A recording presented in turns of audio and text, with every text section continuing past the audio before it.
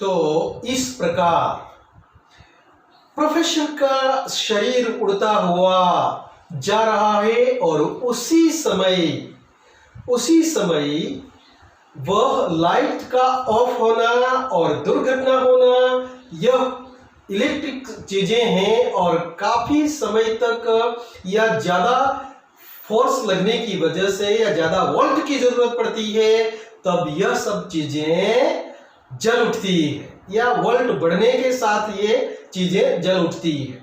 तो उसी प्रकार मानव प्रक्षेपण यंत्र की दूसरी इकाई ठप हो चुकी थी और प्रोफेसर रामिश का तरंग स्वरूप शरीर अपनी गति को खो बैठा और वह हवा के बहाव के साथ प्रयोगशाला के पीछे बहने वाले नाले की तरफ उड़ चला। और किसका शरीर? प्रोफेसर रामिश का शरीर पीछे वाले जो बहने वाले नाले हैं उस तरफ हवा की तरंगों की वजह से उड़ता हुआ उस तरफ चल दिया और इस प्रकार उनका शरीर उड़ता उड़ता आगे जा ही रहा था। नाले के किनारे बनी हुई झुग्गियों के बाहर काफी चहल पहल थी। प्रोफेसर रामिश ने क्या देखा? उड़ते उड़ते हुए उनके शरीर के साथ में गए और उन्होंने देखा कि कुछ झुग्गियां यानी कि झोपड़ियां बनी है, तंबू की तरह झोपड़ियां बनी है, झुग्गियां बनी है घास फूस की, और वहां झोपड़ियों के बाहर कुछ चहल पहल हो रहा था। वहां पर अभी अभी शराब पीकर आए दो लोग आपस में गाली गलौज कर रहे थे। प्रोफेसर रामिश ने देखा ऊपर से कि अभी अभी शराब पीकर दो लोग आए हैं और वहां झुग्गियों की जो थोड़ी जगह है आंगन में वहां झगड़ रहे थे। पास में चेचक के दो मरीज लेटे हुए थे, टीबी जैसा रोग है वहां, भयंकर रोग। वहां दो मरीज दिखाई दिए। उनसे थोड़ी कुछ दूरी पर बैठे बच्चे खाना खाने की जिद कर रहे थे और ऐसे बीमार लोगों के थोड़ी दूरी पर बच्चे बैठे थे, खाने की जिद कर रहे थे, जिन्हें खाना भी नसीब नहीं हो रहा, इस प्रकार की जिद कर रहे थे। उनकी माँ पास में जल रहे चूल्हे की गिली लकड़ियों से सूझते हुए अपने बच्चों को पूरी तरह से डांट रही थी और एक तरफ चूल्हा जलाती हुई उसकी माँ, उन लोगों की माँ यानी कि जो दो बच्चे रो रहे थे उनकी माँ जूझ रही है, मेहनत कर रही है, गिलियां लकड़ियां जला रही है। जल नहीं पाएगी ना क्योंकि वो गिलियां। इसीलिए एक तरफ माँ चिंतित थी और अपने आप माँ को क्रोध आ गया और बच्चों पर वो चिल्ला रही थी। यह भयंकर दृश्य, ये झुग्गियों का दृश्य उन्होंने देखा। किसने? प्रोफेसर रामिश ने। इनका शरीर उड़ता हुआ हवा में जा रहा था, हवा तरंगों के साथ। उधर माधवन की दशा देखने लायक थी। माधवन बहुत चिंतित था, उसकी दशा हालत देखने लायक थी। उनका दिमाग काम नहीं कर रहा था। ऐसे हालात थे कि जो बॉक्स में ब्लास्ट कुछ फोल्ड हुआ था और वहां से धुआं निकला, पावर ऑफ हो गया। उसकी हालत बहुत ही देखने लायक थी। दशा किसकी? माधवन की। वो चकित रह गया, हैरान परेशान हो गया। कभी वो फायर ब्रिगेड वालों को फोन कर रहा था, कभी बिजली के मिस्त्री को, और कभी अपने आप से बातें करने लग जा रहा था। अपने आप भी कभी बातें कर रहा था, क्या करे क्या नहीं। कभी वो फायर ब्रिगेड वालों को फोन कर रहा है, कभी मिस्त्रियों को खोज रहा है, कभी लाइट वायरमैन्स को खोज रहा है। उसकी हालत देखने योग्य थी। किसकी? माधवन की। उसे इस प्रकार उस उपक्रम में 15 मिनट का समय कब व्यतीत हो गया वो पता ही नहीं चला। और इस हालत में लाइट चली गई है। सिर्फ माधवन के प्रोफेसर रामिश के शरीर से जुड़े हुए कुछ साधन है वही चल रहे हैं और उन जो लाइट गई थी फॉल्ट की वजह से, और एक तरफ प्रोफेसर का शरीर वो काबू के बाहर है और उड़ता हुआ प्रयोगशाला के बाहर निकल गया है, हवा में तैर रहा है।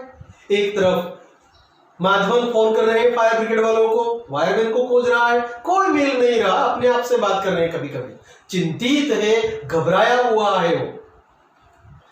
संयोग की बात यह थी कि प्रोफेसर का शरीर अभी भी नियंत्रण कक्ष की सीमा में था। उसे लगा कि शरीर जो उड़ रहा था वो नियंत्रण कक्ष के बाहर है, कवरेज क्षेत्र के बाहर है ऐसा लगा, लेकिन अभी भी वो नियंत्रण कक्ष में ही है, कवरेज में ही है।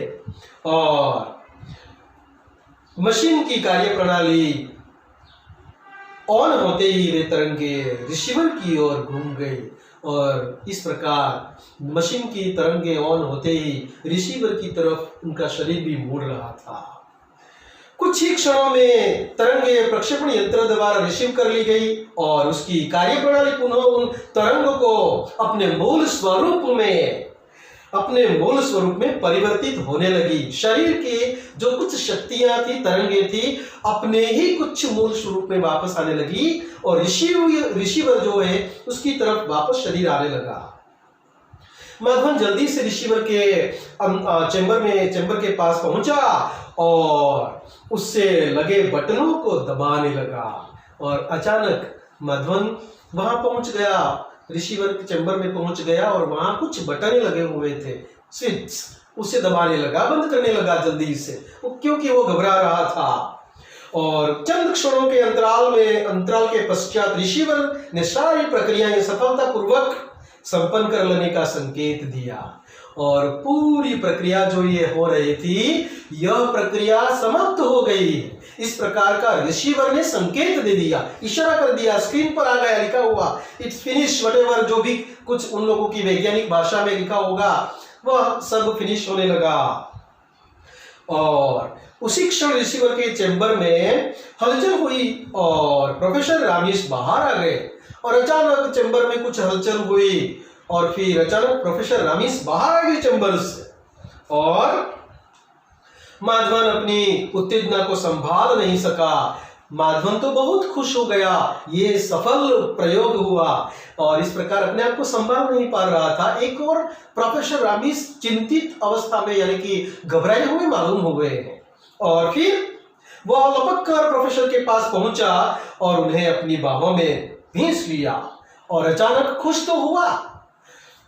माधवन ने प्रोफेसर को बाहों में ले लिया, खुश हो गया, आलिंगन दिया, लेकिन अगले ही क्षण प्रोफेसर का अचेत शरीर माधवन की बाहों में था और अचानक अचेत हो गए, बेहोश हो गए। कौन? प्रोफेसर रामिस। वो तरंगे अभी भी मौजूद थी उसके शरीर में। अचानक माधवन ने उसे गले लगाया तो आलिंगन में लिया तो अचानक अचेतन हो गए, जैसे कि जड़ निर्जीव हो गए। अचानक निर्जीव शरीर माधवन के हाथों में आ गया और माधवन ने प्रोफेसर को बगल में कमरे में लिटा दिया और कोई समय गवाए डॉक्टर को बुलाने के लिए फोन मिलाने लगा। और इस प्रकार घबराए हुए माधवन ने फोन लगाया डॉक्टर को कि प्रोफेसर रामिस बेहोश हो गए हैं। इस प्रकार उन्होंने फोन किया क्योंकि यह कार्यक्रम, यह प्रयोग सफलतापूर्वक पार हो गया था, उसका असर शरीर में अब भी था। इसीलिए प्रोफेसर रामिस अब तक बेहोश थे और बेहोश होने के पश्चात वे प्रोफेसर माधवन उन्हें जगाने की कोशिश कर रहे हैं, लेकिन न जागने पर तुरंत उन्होंने डॉक्टर को फोन किया है। किसे फोन किया है? डॉक्टर को फोन किया है। किसने? माधवन ने। कौन अचेतन था? प्रोफेसर रामिस। डॉक्टर के आते ही प्रोफेसर का चेकअप किया, उन्होंने प्रोफेसर रामिस को एक इंजेक्शन लगाया और फिर दिशा निर्देश देकर चले गए और कुछ सजेशंस दिए, इंजेक्शन लगाया और फिर डॉक्टर चले गए। लगभग आधे घंटे के बाद प्रोफेसर रामिस को होश आया। इंजेक्शन लगाने के बाद आधे घंटे के बाद प्रोफेसर रामिस को होश आया। यह देखकर माधवन की जान में जान आ गई। जान में जान आना मतलब अत्यंत शांति होना, मन की शांति होना। मन को शांत कर दिया उन्होंने, अपने आप को शांत कर दिया और वह बोला, बधाई हो सर, आपका प्रयोग सफल हुआ और कांग्रेचुलेशंस सर, आपका प्रयोग जो था, प्रैक्टिकल जो कर रहे थे, वह सब सक्सेस हो गया है। इस प्रकार की बात माधवन ने बताया।